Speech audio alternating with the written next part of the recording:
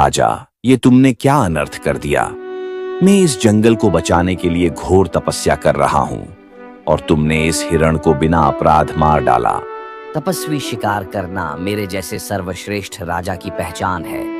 वैसे भी मैं हर रोज इस जंगल में आकर शिकार करता हूँ। शिकार करना मेरा परम उद्देश्य है तपस्वी। हे घमंडी राजा, तुमने मेरी आंखों के सामने एक बेबस जीव की हत्या की है। जा, मैं तुझे श्राप देता हूँ। एक दिन तुम्हारा पूरा परिवार शिकार हो जाएगा और तुम अपने राजमहल में अकेले पड़ जाओगे। तब तुम्हें पता चलेगा जीवन का मूल्य क्या होता है। ऐसा कुछ नहीं होगा। मेरे पास इस पूरे राज्य की ताकत है। मैं मौत को भी अपनी मोहताज बना सकता हूँ। आप जैसे पाखंडी तपस्वी लोगों को श्राप देकर भयभीत कर सकते हो, इस रितेश सिंह को नहीं। देखना, एक दिन ये घमंड तुम्हें ले डूबेगा। शिकारपुर राज्य एक बहुत बड़ा और सुंदर राज्य था। वहाँ राजा रितेश सिंह राजपाट की बागडोर संभाला करते थे। रितेश सिंह को अपनी ताकत पर काफी ज्यादा घमंड था, क्योंकि उनके पास प्रजा की शक्तियाँ और सैन्य बल था। राजा की बहुत ही खूबसूरत रानी थी, जिसका पुत्र राजकुमार प्रिंस था। एकदम राजकुमार प्रिंस शाही बाग में ताजी ताजी हवा का आनंद ले रहे थे। तभी वहाँ पर राजा रितेश सिंह आ जाते हैं। राजकुमार प्रिंस, हम चाहते हैं आप भी हमारी तरह जंगल में शिकार खेल के आओ। हम भी तो देखें आप कितने बहादुर हो। नहीं पिताजी, मैं अकेला जंगल में शिकार करने नहीं जाऊंगा। ठीक है, ठीक है। आप हमारे पड़ोसी राज्य के मित्र के पुत्र विक्रम को अपने साथ ले जाइए। उन्हें भी शिकार खेलने का बड़ा शौक है। जैसी आपकी आज्ञा पिताजी। अब राजकुमार अपने पिता की आज्ञा लेकर पड़ोसी राज्य के लिए निकल चुके थे। पड़ोसी राज्य के राजकुमार विक्रम को अपने साथ लेकर जंगल में शिकार करने के लिए निकल चुके थे। प्रिंस, तुम काफी ज्यादा डरपोक हो। मैं तो शिकार खेलने अकेला ही जाता हूँ। मेरी तरह बहादुर बनो मित्र। ऐसा कुछ नहीं है मित्र। मैंने सोचा तुम्हें शिकार करने का बड़ा शौक है, इसलिए साथ में तुम्हें बुला लिया। ओहो हो, वो तो घने जंगल में जाने के बाद ही पता चलेगा कौन पहले शिकार करता है। अगर मैंने पहले शिकार को मार गिराया तो तुम मेरी शादी अपनी बहन राजकुमारी अमिता से करवाना होगा, और अगर तुम मेरे से पहले ही शिकार को मार गिराओगे तो मैं तुम्हारी शादी अपनी कौशल्या से करवा दूंगा। मुझे तुम्हारी शर्त मंजूर है मित्र। चलो आगे बढ़ते हैं। अब प्रिंस और विक्रम दोनों घने जंगल के अंदर चले जाते हैं। तभी उन्हें एक लोमड़ी भागता हुआ दिखाई देता है। उठाओ अपनी धनुष राजकुमार प्रिंस, वो रहा हम दोनों का शिकार। जो भी इस लोमड़ी को पहले मारेगा वो ही शर्त का विजेता होगा। दोनों उस लोमड़ी का शिकार करने के लिए अलग अलग दिशा में चले जाते हैं। आज चाहे कुछ भी हो जाए, इस लोमड़ी को मेरा ही तीर आघात करेगा, क्योंकि मैं भी राजा रितेश सिंह का बेटा हूँ। हार तो मेरे खून में भी नहीं है। अरे, उस प्रिंस से एक मक्खी नहीं मरती, वो क्या शिकार करेगा। लोमड़ी को तो मेरा ही तीर लगेगा। तीर लगते ही मैं शर्त जीत जाऊंगा और अमिता से विवाह कर लूंगा। प्रिंस, मुझे बचाओ, मेरी मदद करो। अरे ये क्या, ये तो मेरे मित्र विक्रम की आवाज है। मुझे लगता है वो जरूर किसी बड़ी मुसीबत में फंस गया है। मुझे विक्रम को बचाना होगा। ऐसा बोलकर राजकुमार प्रिंस उस आवाज की ओर जाने लगता है। वो आवाज एक गुफा से आ रही थी। राजकुमार प्रिंस उस गुफा के अंदर चला जाता है। प्रिंस, मेरे मित्र, मुझे बचाओ। फंस गया राजकुमार प्रिंस, तू मेरे चंगुल में खुद चला आया। अच्छा, मेरे मित्र की आवाज तुम निकाल रहे थे, लेकिन तुम मुझे क्यों फंसाना चाहते हो? मैंने तुम्हारा क्या बिगाड़ा है? सिर्फ तुम्हें नहीं, तुम्हारे मित्र विक्रम को भी मैं अपने षड्यंत्र में फंसाना चाहता हूँ। तुम दोनों शिकार करने निकले और खुद मेरे शिकार हो गए। ऐसा बोलकर जादूगर इंद्रजाल वहाँ से गायब हो जाता है। इधर राजकुमार विक्रम उस लोमड़ी को ढूंढ रहा था। तभी वहाँ पर जादूगर इंद्रजाल आ जाता है और लोमड़ी का रूप धारण कर लेता है। अरे, वो रहा लोमड़ी। मैंने सोचा प्रिंस ने अपना शिकार बना लिया होगा, लेकिन ये तो मेरे पास में ही है। चलो मैं इसका पीछा करता हूँ। ऐसा बोलकर राजकुमार उस जादूगर इंद्रजाल बना लोमड़ी का पीछा करने लग जाता है। वो लोमड़ी राजकुमार विक्रम को उसी गुफा में लेकर आ जाता है जहाँ राजकुमार प्रिंस को कैद किया गया था। भाग जाओ विक्रम, यहाँ से भाग जाओ। ये कोई लोमड़ी नहीं बल्कि एक छलिया जादूगर है। अब जैसे ही विक्रम प्रिंस की बात सुनकर गुफा से बाहर जाने की कोशिश करता है, तभी जादूगर इंद्रजाल अपने असली रूप में आ जाता है और राजकुमार विक्रम को भी कैद कर लेता है। यहाँ से भागने की कोशिश भी मत करना, क्योंकि ये तुम्हारा राजमहल नहीं, मेरा खंड है। यहाँ सिर्फ मेरी मर्जी चलेगी, तुम्हारी नहीं, समझे? लेकिन हम दोनों को तुमने इस तरह कैद क्यों किए हो? हम तो आपको जानते तक नहीं हैं। आखिर हमसे तुम क्या चाहते हो? हमें छोड़ दूं? ऐसे कैसे छोड़ दूं? मैं तुम दोनों की बलि देकर इस पूरे जगत का सबसे बड़ा जादूगर बनना चाहता हूँ। फिर ये पूरा संसार मेरी हुकूमत से चलेगा। इधर राजा रितेश सिंह काफी ज्यादा चिंता में बैठे हुए थे। तभी वहाँ पर राजकुमारी अमिता आ जाती है। क्या हुआ पिताजी? आज आपके मुख पर ये भय कैसा? पुत्री राजकुमार प्रिंस शिकार पर गए थे। अभी तक राजमहल वापस लौट कर नहीं आए। मुझे चिंता है कि उनको कुछ हो न जाए। पिताजी, हो सकता है हमारे पड़ोसी राज्य के राजकुमार विक्रम ने उन्हें वहां रोक लिया हो। आप चिंता न करें, मेरा भाई प्रिंस बहुत बहादुर है। वो राजमहल लौटकर जरूर आएंगे। नहीं नहीं पुत्री, राजकुमार प्रिंस पड़ोसी राज्य में नहीं है। अगर वो पड़ोसी राज्य में होते तो हमारे मित्र अभी तक गुप्तचर भेज दिए होते। मुझे मंत्री राजेंद्र को राजकुमार की खोज में जंगल भेजना ही होगा। राजा जल्दी मंत्री को अपने पास बुलाते हैं। मंत्री जी, हमें लग रहा है राजकुमार प्रिंस और राजकुमार विक्रम जरूर किसी मुसीबत में फंस गए हैं। आप सैनिकों को अपने साथ ले जाकर दोनों राजकुमारों का पता लगाइए। ठीक है महाराज, जैसी आपकी आज्ञा। ऐसा बोलकर मंत्री कुछ सैनिकों को अपने साथ लेकर जंगल की ओर निकल जाते हैं। वो पूरे जंगल में दोनों राजकुमारों की छानबीन करते हैं, लेकिन उन्हें राजकुमार कहीं पर दिखाई नहीं देते हैं। महाराज, हमने पूरा जंगल छान मारा, लेकिन दोनों राजकुमारों का कुछ भी पता नहीं चला। मुझे लगता है जरूर उनके साथ कोई घटना घटी होगी। मंत्री जी, लगता है अब मुझे ही कुछ करना होगा। अगर दोनों राजकुमारों को कुछ हो गया तो मैं पड़ोसी राज्य के मित्र को क्या जवाब दूंगा? अब जैसे ही रात होती है, राजा रितेश सिंह को दोनों राजकुमारों की चिंता सताई जा रही थी। इसी चिंता की वजह से उन्हें नींद भी नहीं आ रही थी। अगर मुझे दोनों राजकुमारों का पता लगाना है तो एक बार राज्य के दौरे पर निकलना पड़ेगा। पता नहीं कोई सबूत मिल ही जाए। ऐसा बोलकर राजा अंधेरी रात में महल से बाहर आ गए और वो गांव की तरफ जाने लगे। अरे हरिया, तुमने सुना हमारे गांव के राहुल के पास एक ऐसा तोता है जो आगे और पीछे का भविष्य बताता है। हाँ रामू, सुना तो मैं भी है, लेकिन पता नहीं ये बात कितनी झूठ है और कितनी सच। अब राजा उन दोनों की बातें छुपकर सुन रहा था। अरे, एक तोता आगे और पीछे का कैसे भविष्य बता सकता है? चलो कल इस राहुल को राजमहल बुलाता हूँ और दोनों राजकुमारों के साथ क्या हुआ इस तोते से पूछता हूँ। ऐसा बोलकर राजा फिर अपने महल की तरफ चले जाते हैं। अगली सुबह राजा रितेश सिंह राहुल को तोते के साथ राजसभा में बुलाते हैं। राहुल, हमने गांव वालों से सुना है तुम्हारा पालतू तोता आगे और पीछे क्या होने वाला है उसकी भविष्यवाणी करता है। जी प्रजापति, आपने सही सुना। मेरा तोता भविष्यवाणी करता है और वो आगे और पीछे होने वाली घटना का भी बखान करता है।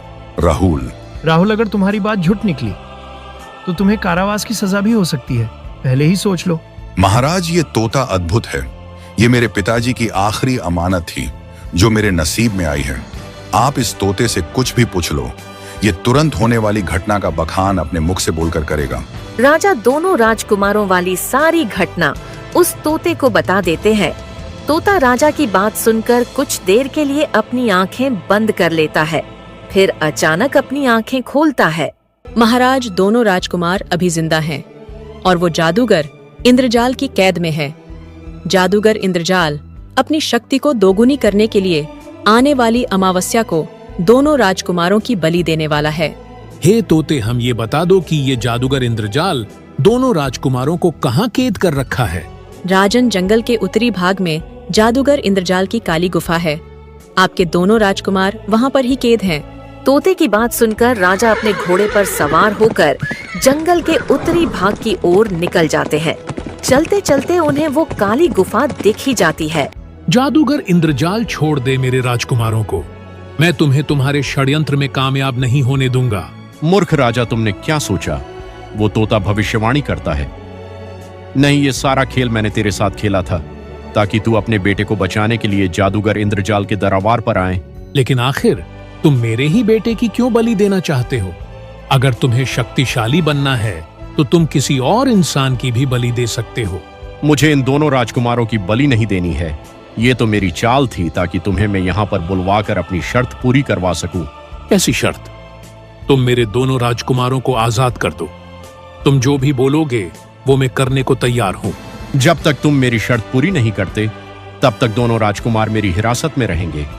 राजन, तुम्हारे पास समय बहुत कम है, जल्दी बोलो, मेरी शर्त पूरी करोगे। आखिर क्या है तुम्हारी शर्त, मुझे विस्तार से बताऊं?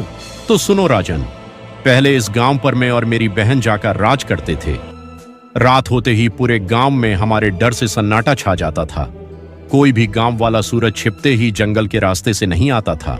देखो भाई, हमें इस जादूगर इंद्रजाल और उसकी बहन जाका का कुछ करना ही होगा, वरना कुछ दिनों में हमारे गांव में लोगों का आना जाना बंद हो जाएगा।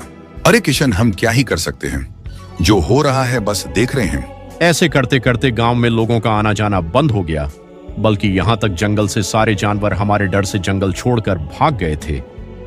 एक रात में और मेरी बहन गांव की निगरानी करके जंगल की तरफ आ रहे थे, तभी हमें एक तपस्वी मिल जाता है। तपस्वी, ये जंगल हमारा है और तुमने इस जंगल के रास्ते से आने की गुस्ताखी कैसे की? लगता है तुम्हें हमारा भय नहीं है। बेटी, तुम अभी ना समझो। ये जंगल, पानी और हवा ईश्वर ने सभी को प्रदान की है।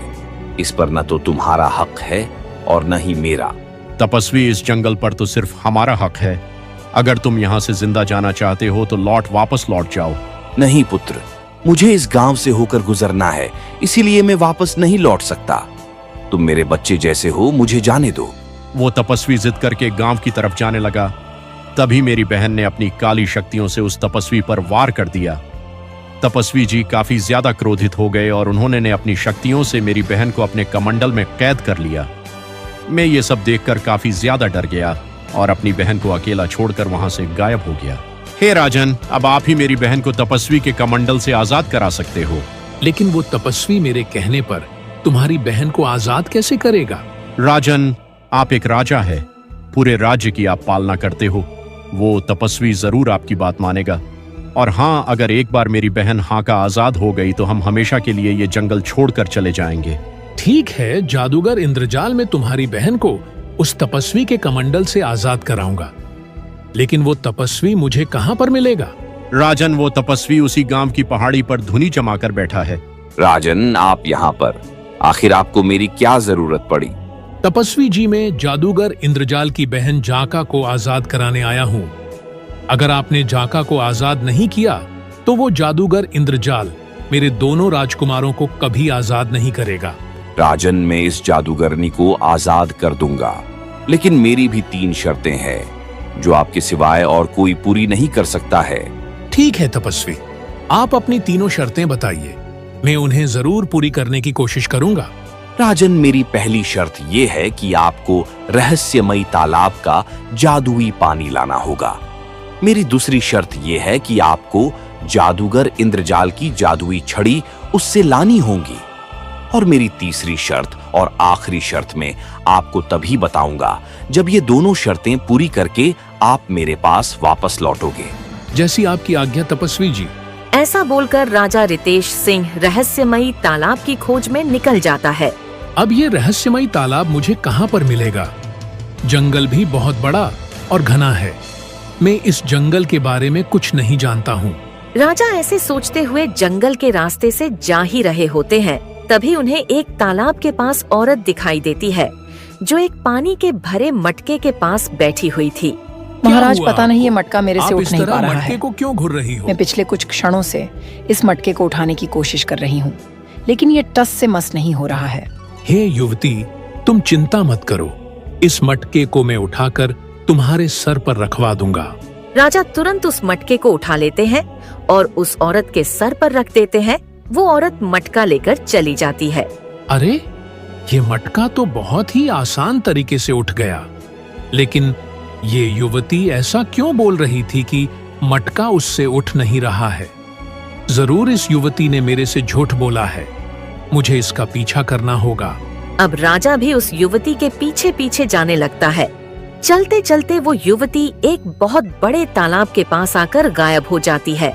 राजा रितेश सिंह ये सब देखकर अचंभित रह जाते हैं। अरे, ये क्या! इस तालाब के पास आते ही वो युवती गायब हो गई। जरूर ये तालाब कोई मायावी है। मुझे लगता है तपस्वी की पहली शर्त वाला रहस्यमयी तालाब यही है। मुझे जल्दी इसका जादुई जल ले लेना चाहिए। अब राजा जैसे ही उस तालाब का पानी लेने की कोशिश करते हैं, तभी उस तालाब से आवाज आती है। रुक जाओ राजन, जब तक मेरे 3 प्रश्नों का उत्तर मुझे ना मिल जाए, तब तक तुम इस जल को छू भी नहीं सकते। अगर तुमने इसे छूने की कोशिश की तो तुम उसी जगह पर भस्म हो जाओगे। लेकिन आप हो कौन, सामने आओ। तभी अचानक उस तालाब से एक सुंदर मानुष प्रकट होता है। राजन, मेरा नाम जल्लाद है और इस रहस्यमयी तालाब की निगरानी करना मेरा काम है। तुम मेरे 3 सवालों के जवाब दो और इस जादुई पानी को यहाँ से ले जाओ। ठीक है, मैं तुम्हारे तीनों सवालों के जवाब देने के लिए तैयार हूँ। आप अपने सवाल प्रस्तुत करें। मेरा पहला सवाल, एक सर्वश्रेष्ठ राजा का सबसे बड़ा धर्म क्या है? एक सर्वश्रेष्ठ राजा का सबसे बड़ा धर्म उसकी प्रजा का हित करना होता है। अर्थशास्त्र में राजधर्म के बारे में कहा गया है कि प्रजा के सुख में राजा का सुख होता है और प्रजा के हित में उसका हित होता है। राजा का अपना स्वार्थ नहीं होता, बल्कि प्रजा का प्रिय ही उसका प्रिय होता है। अद्भुत अद्भुत अद्भुत। मेरा दूसरा सवाल, मनुष्य का सबसे बड़ा मित्र और सबसे बड़ा शत्रु कौन है? मनुष्य का सबसे बड़ा मित्र और सबसे बड़ा शत्रु उसका मन ही होता है। मन ही एक ऐसा मित्र है जो सही मार्ग दिखा भी सकता है और सही मार्ग भुला भी सकता है। अति उत्तम राजन, अति उत्तम। मेरा तीसरा सवाल यह है कि एक सिद्ध पुरुष की क्या पहचान है? हे जल्लाद, सिद्ध पुरुष वे होते हैं जिनकी अपनी कोई इच्छा नहीं होती। परमात्मा की स्मृति, योग साधना से ही उन्हें तृप्ति मिलती है। वे जो संकल्प करते हैं वह सिद्ध अर्थात पूर्ण होता है। उनके बोल जैसे कि वरदान के लिए होते हैं। छापन पानमाई। वह प्रजापति, आपने मेरे 3 प्रश्नों के उत्तर बखूबी दिए। आप मेरा जादुई पानी ले जा सकते हो। राजन, तुम्हारा कल्याण हो। ऐसा बोलकर जल्लाद वहाँ से गायब हो जाता है। अब राजा उस रहस्यमयी तालाब का जादुई पानी लेकर वहाँ से चल दिए। जादूगर इंद्रजाल, तुम्हें ये जादुई छड़ी मुझे देनी होगी। ये बोलकर राजा रितेश सिंह तपस्वी वाली शर्त जिम्बोला को बता देते हैं। ये छड़ी क्या चीज है प्रजाजनक? मैं अपनी बहन को आजाद करने के लिए पूरी दुनिया वार दूं, तुम मेरी ये छड़ी ले जा सकते हो।